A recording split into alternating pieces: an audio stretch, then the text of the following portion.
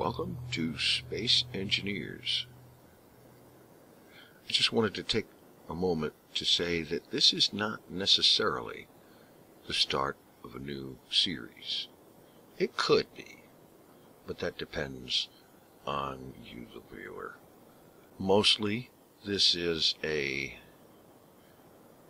sort of a catching up history of what's been going on in the save that I started out on live stream a couple or 3 weeks ago. I have been tempted to make a series with this game. There is a lot of content and it's got an amazing, very unlimited Minecrafty kind of potential. But starting a series with it, I've started series on many things in recent months. Not very many of them have had much life in them. And so, while it would be nice to start a series in this game, I don't want to do so unless there is enough interest to make it worthwhile. So in the meantime, it's just a bit of getting caught up with what's been going on. I had first heard about Space Engineers some time ago, and it was only recently that I decided to sit down and watch some video of Space Engineers, and that proved to be most interesting. It turned out to be a game that I couldn't get enough of. The videos were fascinating, the potential incredibly unlimited, and very much the game qualified as very much a Minecraft in space. Yeah. And I had to get it. So I started a new game. This new game I was going to be playing on the live stream. And I set it up in survival mode. It was a private game. I set the environment hostility to safe because from what I had seen in videos and from what I had read on the forums, the meteors that the thing can have in there is not exactly what you'd call balanced or, in my opinion, reasonable. Targeting you laser accurate, coming out of the sun always, and it just didn't strike me as reasonable, so I turned them off. And plus, this was my first game, I didn't want to deal with that. Also, because of what I'd learned watching videos and reading in forums and so on, I decided to go with X10 inventories. Now, honestly, I would have been happy with X10 player inventories, but you can only set the size of all inventories. So, I will shamelessly take advantage of X10 inventory size. Assembler efficiency and refinery speed I set to X3, and welding speed and grinding speed to X2. These decisions were all based on the fact that the so-called realistic setting was just too much. I set the world size to unlimited. I left the cooldowns at default, view distance at 20 kilometers, the day duration at 4 hours. And I have all this stuff turned on. The random encounters was so that I could encounter the exploration ships that have been incorporated into the game. And so on. Cargo ships is random encounters with cargo ships that fly around, and these days they shoot at you if you get too close to them, and so on, and so onward. Now, right off the bat, I decided to do something different than what I'd seen people do in videos. From what I've seen, most of the time when people start out in videos, they take this little yellow ship that you start out with in the asteroid scenario, and they find a place to start working on a base, and then they strip this thing down for parts to do it with. I decided to do a little bit different. Instead of stripping this thing down for parts, I decided to fix it up and use it for a mobile base. So I headed over here to these handy asteroids, which is where you first spawn in the game. And I found quite a bit of ores. There is some of pretty much every ore in this game within this small asteroid cluster. And that gave me a little bit of a start. After I had gotten the ship fixed up and a decent supply of materials, instead of scrapping this thing, I mounted large ship mining drills on the front end of it and proceeded to do a bunch of mining. After I had obtained a reasonable amount of materials, or so I thought, I decided, okay, we're going to do this exploration thing. And I picked a direction and headed out. I had traveled no more than about 15 kilometers when I realized that just taking off in this ship to go exploring was probably not the best idea. In fact, I had in mind a ship that I wanted to build. And so I figured a good idea would be to pick an asteroid and build a base. So I came along here and I built this place. Mostly it's more of a platform into the side of an asteroid than anything else.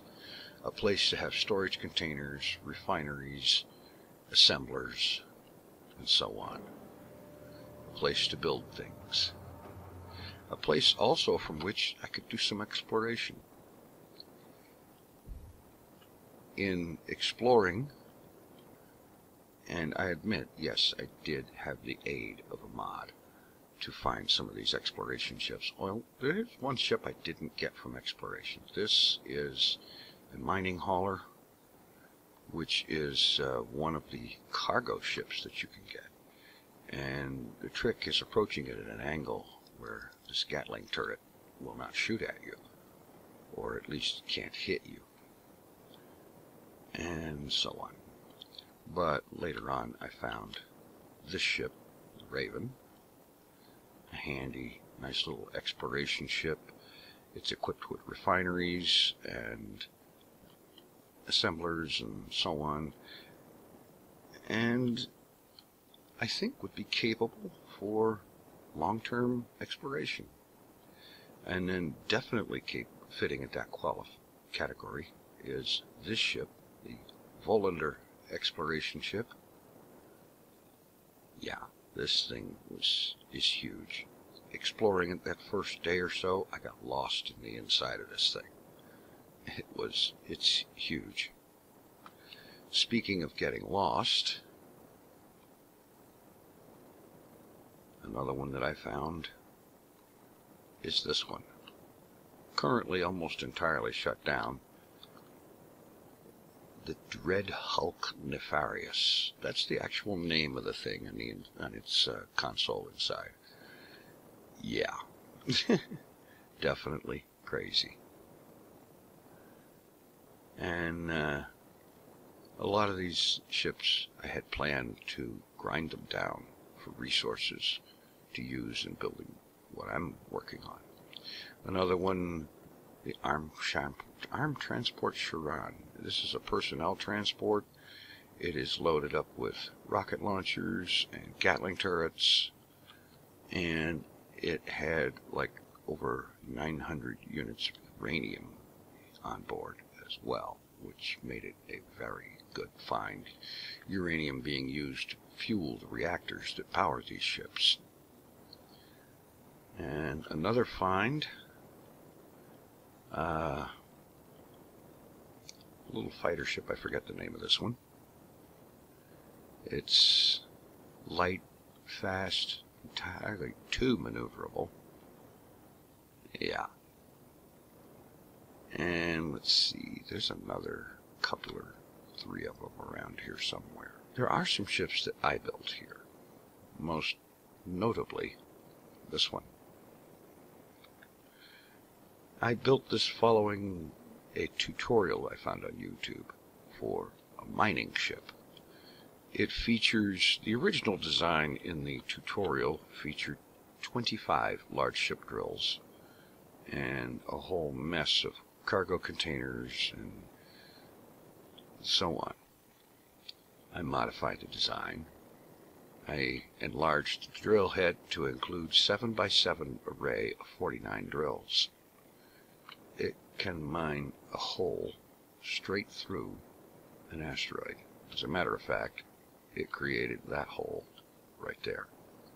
A nice long square hole through a deposit of gold, which was then followed by quite a bit of iron. After about a week of gathering materials and manufacturing components in my little factory on the base station over there, I started construction here on what is to eventually be a large, do-everything kind of exploration capital ship. I started out, I was placing blocks manually by hand, and then to weld everything and complete those blocks, I built this welder ship with some welders on it, cargo container, and a few thrusters. It's really a very derpy, very klutzy kind of ship that just sort of barely worked and did its trick. It did what I needed it to. It wasn't the greatest, but it sufficed. It made the assembly a little bit faster, because welding those heavy armor plates takes a while. And even with X10 inventories, you can't really hold the components for very many of them in your inventory at a time. Having a welding ship is actually kind of necessary. I believe it was about a week later that I decided that even with a considerably upgraded welding ship and the full output of that factory station over there, that I was taking forever to get anything done. Fortunately, it was around this time that I learned about the projector, a very handy device that you can build that will allow you to project a blueprint in hologram form, and then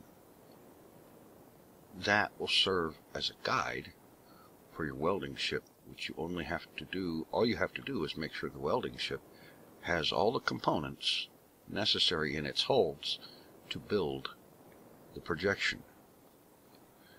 The projection allows you to work with blueprints that you can create in creative mode and then load into the projector in survival. You can also load in blueprints from other players and so on from the Steam Workshop. This accelerated the build considerably, and the first thing that I came up with was an advanced factory facility that would be part of the big ship. A few days later, I discovered some mods that allow you to change the skybox, and so I brought this one in, a bright nebula that is the Galente skybox from EVE Online. I like it. It's brighter. You can see asteroids against it so much easier, and it just kind of looks better than a bare star field. In any event, at this point, I have torn down the initial station that I built over there, but used the components in furthering the construction of this thing, specifically adding a second factory module. Each factory module contains 9 refineries, each refinery with 4 productivity upgrades. There are 9 assemblers in each factory with 2 productivity upgrades each, 18 large cargo bays in each factory, and a nuclear reactor to contribute to power production, as well as 3 arc furnaces in each. The whole thing hooked together with a conveyor system to allow the easy moving of materials from one spot to another. The cargo ships, the exploration ships that I've begun to find. The first one of the early ones, the Dread Hulk Nefarious, has already been ground up. And here you can see the exploration ship Volander is about 1/3 of the way through the process of being ground up for parts, and so on. There is another ship here, this one, the white one over here, and the obtaining of it was actually quite a story that's a little bit long to relate here, but it was something of an adventure. In any event, I think that at this point, what I'm going to do is a modification to the drilling ship that I've been thinking about for some time. So I'm going to go over here and get my welding ship. If I can manage to not crash into it. This maneuvering around in 0G is interesting. Okay.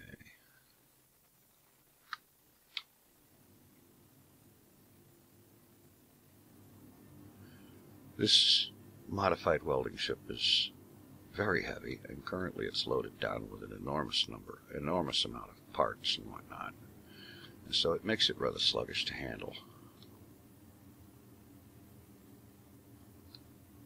Rather very sluggish, but that's all right. It does the job.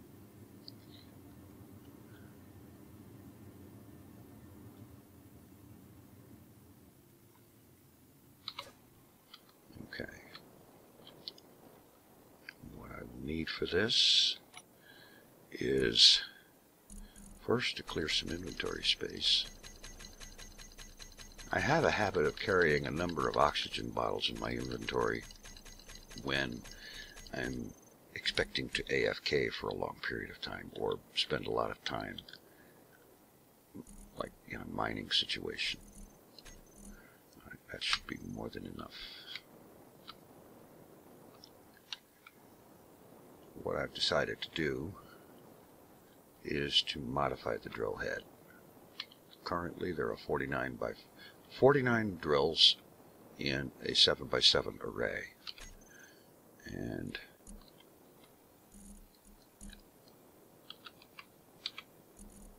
I have decided I'm going to change that. I am going to increase the size of the array.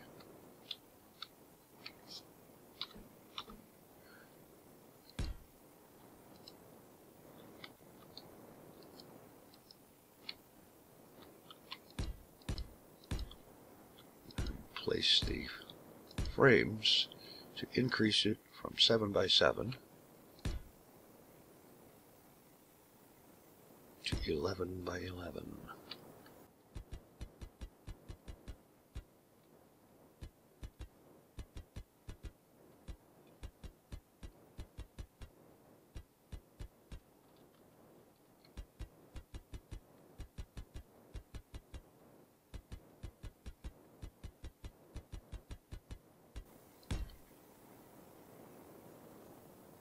There.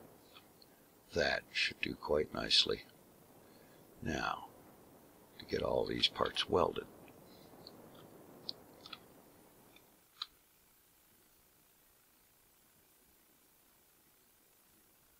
Get the ship pretty much lined up here.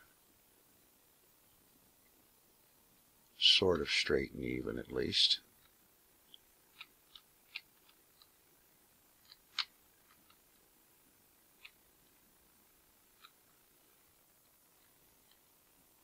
And turn the welders on. Get it a little bit closer.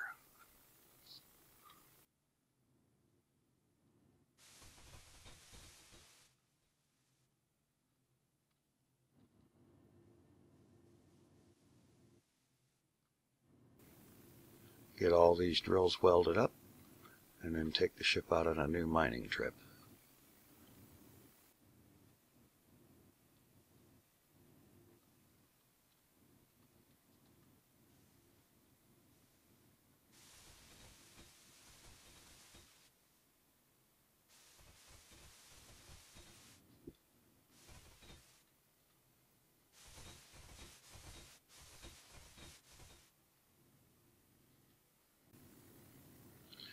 All right. With this completed, I am now going to get myself ready and head out to an asteroid with this new upgraded mining ship. And so here I am at a good-sized asteroid that I've mined through it with the 7x7 drill a few times already. I'm back again because this asteroid still yet contains a large quantity of uranium, which can be refined into fuel for the reactors, and an enormous amount of iron. And so I'm going to turn the drills on, turn the inertia dampening off, and then I'm going to gently tap W for 0.2 meters per second forward velocity. And at that speed, the drills can chew up rock and ore just as fast as the ship drifts into them.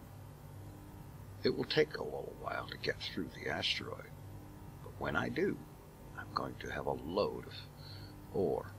The ship is massing 1,718,000 kilos empty. We'll see what it masses after this trip.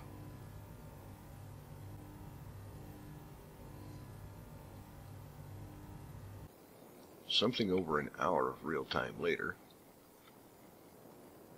the ship has completed its trip through the asteroid, leaving a considerable sized hole in the asteroid. And you can see, looking at the walls of the tunnel, this black stuff is uranium. There is a lot more stuff in here to get. There's more uranium. This is iron, and it goes quite a ways through here. So this ship will be making more trips through the asteroid. And right now, it's parked here with systems on the ship is ejecting the stone in its inventory. I've got a sorting block here that filters the stone and sends it through these connectors at the back to eject it, because I don't want the stone. It's not nearly as useful. And yes, that means that my ship has a butt cloaca. As a matter of fact, it has 4 butt cloacas. Slipgator would no doubt be impressed.